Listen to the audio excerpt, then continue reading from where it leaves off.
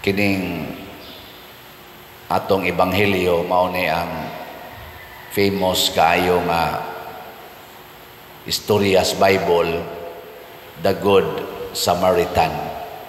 Nya kining Samaritan kaaway ni by race and culture sa mga Hudiyo. Ang gitulis nga hapit na mamatay usa ka Hudiyo. Miagi ang duha ka Hudiyo, pari og Levita. Niagi lang. Ilagi ng kadugo. Wagi siguro ila patong silingan. Niagi lang.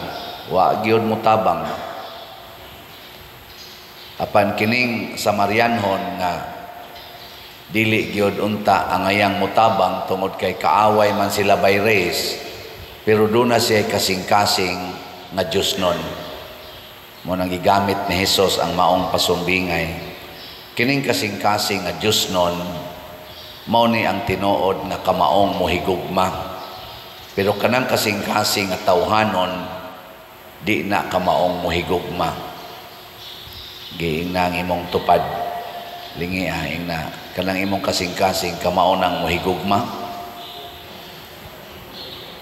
Ha? Unsa man di ay ang gugma nga mausad ni ang ebanghelyo, ang sentro sa ebanghelyo, the gospel of love, the gospel of God. Kasing-kasing ni sa Ginoo kay God is love. Nya kun ang sugo gugma mo ay kinatas ang sugo, then ang taong nagsunod sa Ginoo mahigugma gyud. Nya kinsa may unang higugmaon, basta Ginoo gani pagbuton, ang unang higugmaon kana gyung labing nanginahanglan. Pwede sa nang tawgo nato og labing ubos.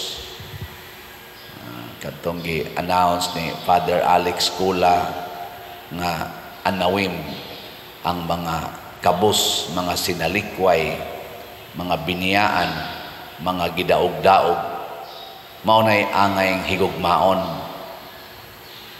Gilain na sang lingi sa imong tupad na mohigugma kag drug addict. Nako. Mohigugma kag addict kanang mga gikas prisuhan, siga kay mata, daghan kay patik. Unya tulisan pagyud kayo. Mohigugma mo dili. Kung maunay kulatahon sa inyong silingan, unya nakuyapan, gibiyaan, inyong atimanon, dadon ninyo sa inyong bay, aron inig kaulian tulison dayon mo. Zan, okay na ninyo? Awa na, so good na kuan. Dadi sa namada pa dire. Mao na niingon si San Pablo sa atong unang pagbasa, duna gani musangyaw ninyo lain nga ebanghelyo, lahi aning among gisangyaw nga original, bisan pag-anghel ang muanhi, bisan paganig kami mao'y muanhi, pero tuiso na mo ang among original nga gisangyaw nga ebanghelyo. I-curse na tungluhan ng maong tao. Karon ang kalibutan ingon ana na biya. Atong unsa nang termino ana sa English, water down, murag imo ato bang giusaba para nang kung tamparuson imong pikas aping ipatamparos ang pikas. Ato naman ang giingon adili sad na di man na literal. Parabol ra man siya nga imo gyung pasayloon. Unya ang iya ding literal meaning, si Kristo gitamparos man gyud to, si Lorenzo Ruiz gitamparos, sila San Pablo gikulata man gyud to. Sugot ra man. Nya ato ding usbon adili oy. Naa man sad tay katungod, na baya tay human right. Ano? Ato bang i-water down ba? Di ta mag-divorce. Wa ay divorce. Kay matod pa ni Kristo ang gihiusa sa Dios dili buwagon sa tao. Sa case to case man sad na siya. Kay wa na gyud lisod na gyud kay tanan ang man sad isugal nimo imong kinabuhi, ang imong kaugbaon, isugal nimo ng taong wa nagiayo. Niyahay naman itong gingon ng Kristo, the greatest love one can offer is to lay down his life for his beloved.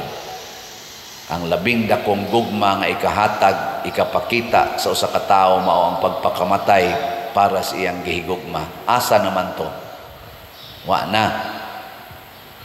Kanasang moingon si Kristo, kung buot yung kang makaangkon sa gingharian sa Dios, pauli sa inyo, ibaligya ang tanan mong katigayunan ug ang halin ihatag ngadtos mga kabos ug baangkon nimo ang gingharian sa langit. Moingon na sa dang kalibutan, dili sa nga. Gatinarong ko ta sa atong kinabuhi. Nalipay bisan ang Ginoo biya gihatag anang grasyaha. Nganong imo naman hinuon ang ipamaligya, ipanghatag. Daghan kay tag mga rason nga atong usab-usabon. Gilingay mong tupad, inawa kay giusab sa pulong sa Ginoo. Dunay duha ka paagi sa pagtuman sa sugo sa Ginoo. Naay gitawag og radical, naay gitawag og mediocre or mediocrity. Kanang tunga-tunga lang ba? Mediocre. Unsa man ang mediocre? Depende ba?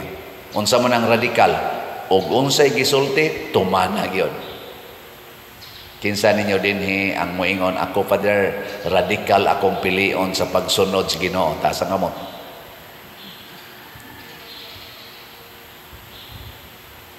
Wa man. So automatic mediocre, anak ka sa mid. Nakastunga-tunga.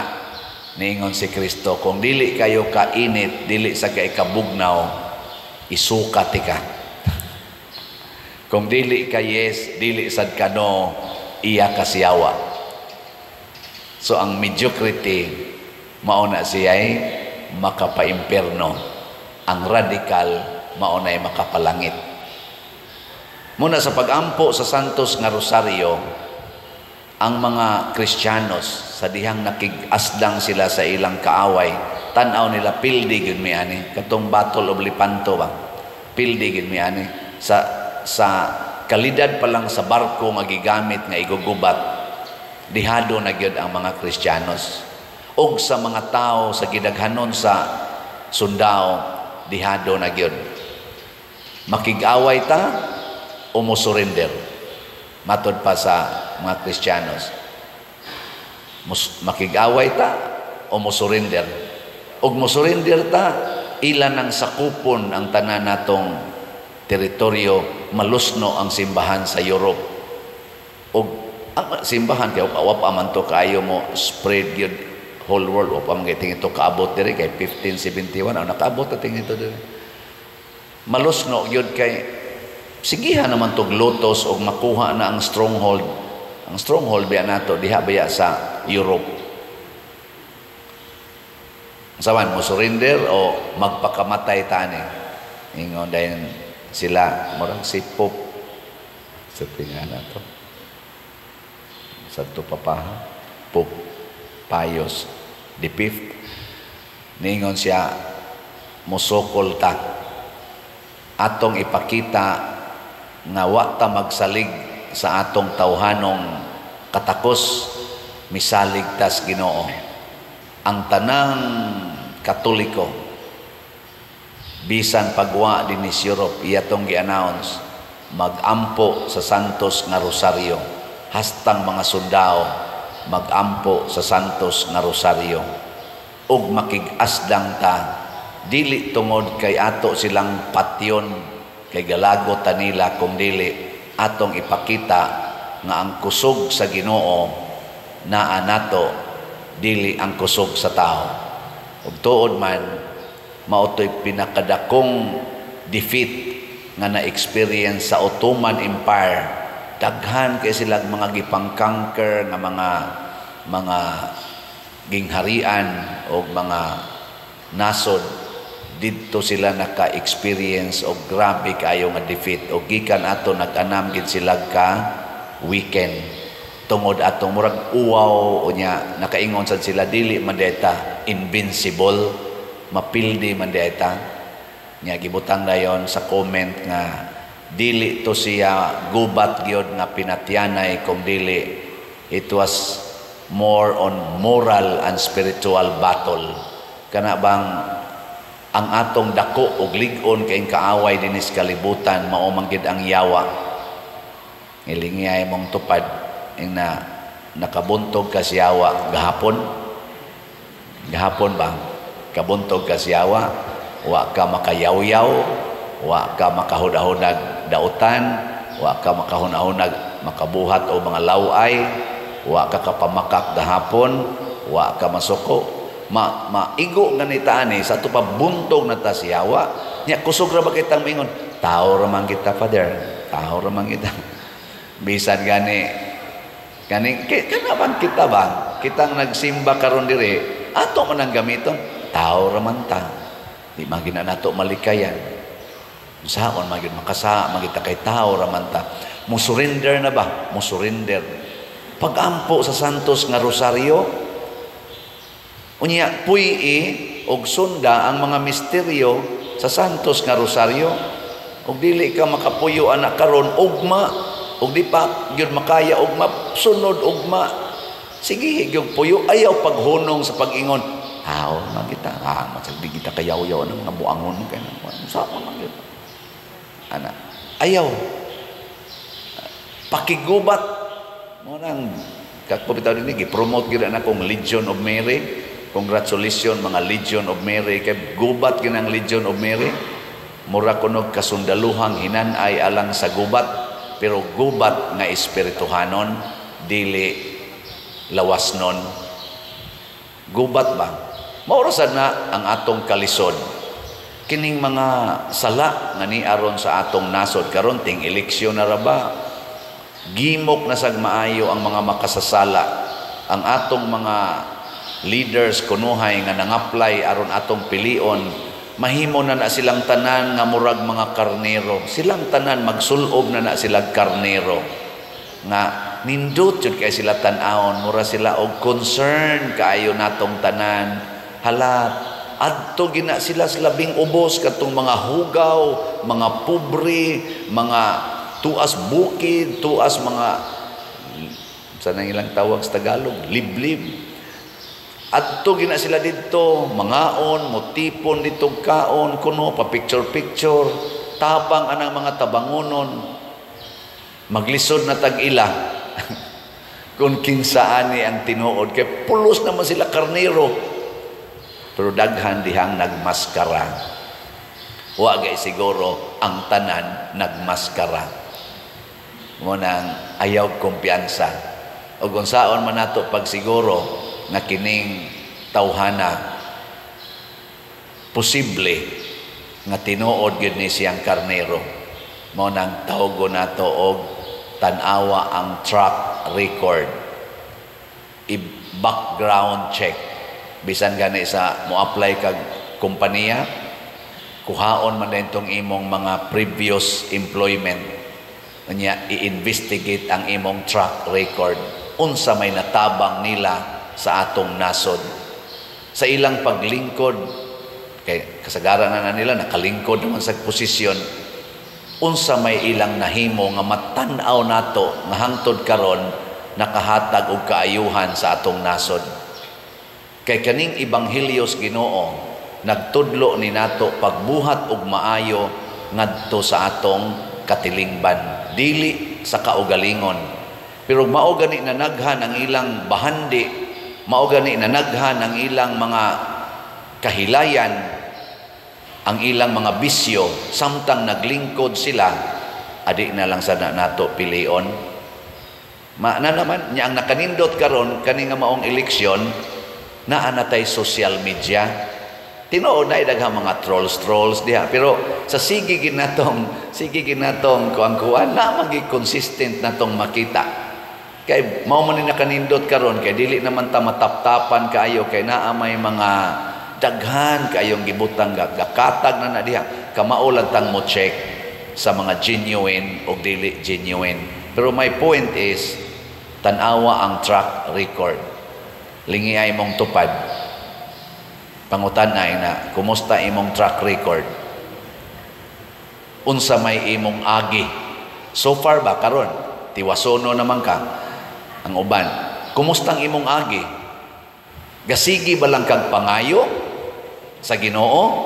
O sige kag panghatag na karon? Kaya umagsigi lang yapong kag pangayo, sige lang yapong kag pangandoy para sa imong kaugalingon, you are satanic.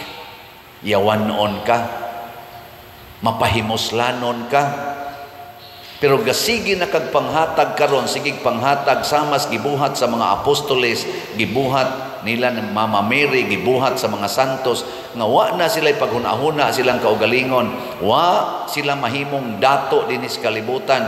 Matod pa ganing San Pablo, nahimo ming kabus aron kamo madato, kami nagantos aron kamo malipay. Ana ba? Kana tinuod kang leader. Muna, kamong gasigig palit og slot. Congratulations, nindot na mog track record sa matas Ginoo. Pero kamong ni Hunong nagpalit og slot, basig na miligro na mo. So, palit lagi ni atong slot, ha? Dako-dako na ba ning atong halin, pero kuwang pa lang. SBF DAG, 40,417 ang atong halin. Napay 19,583 ka slots na available. 500 pesos per slot. Kamong na ay 500 pesos karon, og inyo nang ipalit og slot dinhi, itarong lang sa padala, no, dili madto sa scammer. Og inyo nang ipalit karong adlaw, makahimo na sad mo another good track record. Mingon ka, Father, igpapalit ba yaon tanin akong pagkaon? Unya, inigkaon na nimo, iguman ana, unsa may imong track record nga napakita para sa kaayuhan sa katilingban. Basigwa. Pero imo nang ipalit, makatampo na sa katumanan sa atong proyekto.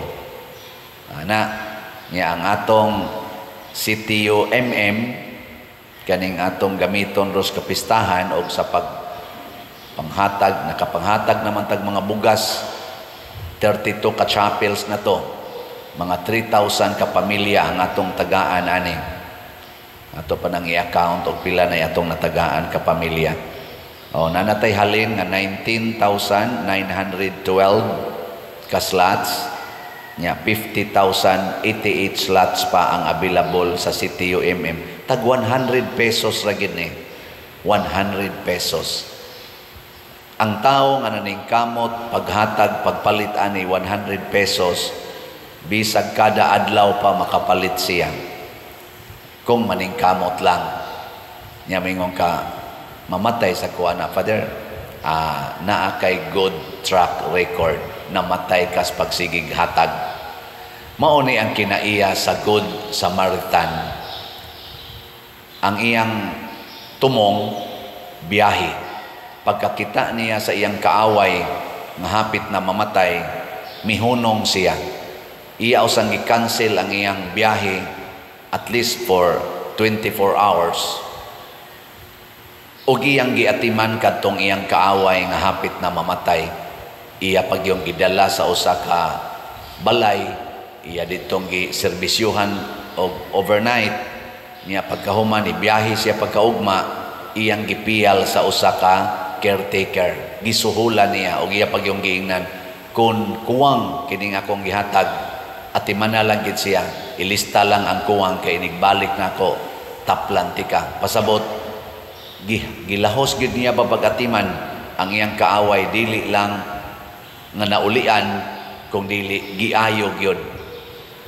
Mao sad ni ang ato nakatukod na tagkumbinto, pero naapatay bayron nun, lahuson tagin ni lahuson tagin ni og bayad, no? Napa may mga 19,000 ka mga slots, ato kining paliton tag 500 pesos kining SBF DAG. Nya karon nakasugod na ta, nahumana ang World Youth Day, mga 500,000 atong gasto, nahuman sa tong Mother Mary nga feeding. Karon nanghatag na sa tagbugas, ini ka November, maghimo na sa mga balay sa mga ni-apply karon nga atong na-assist, lahuson tagid ni. Di ba? Sige lang yung palit. 50,000 pa man katag 100 pesos. Pasabot, dili nato hunungon ang paghatag og kaayuhan sa atong katilingban dinhi sa simbahan hangtod gid ta mga matay. Last nga lingi, ingna, till death do us part. Ingna. Ingna, till death do us part. Ni Cosmo naman na inyo mga naong. Sige na.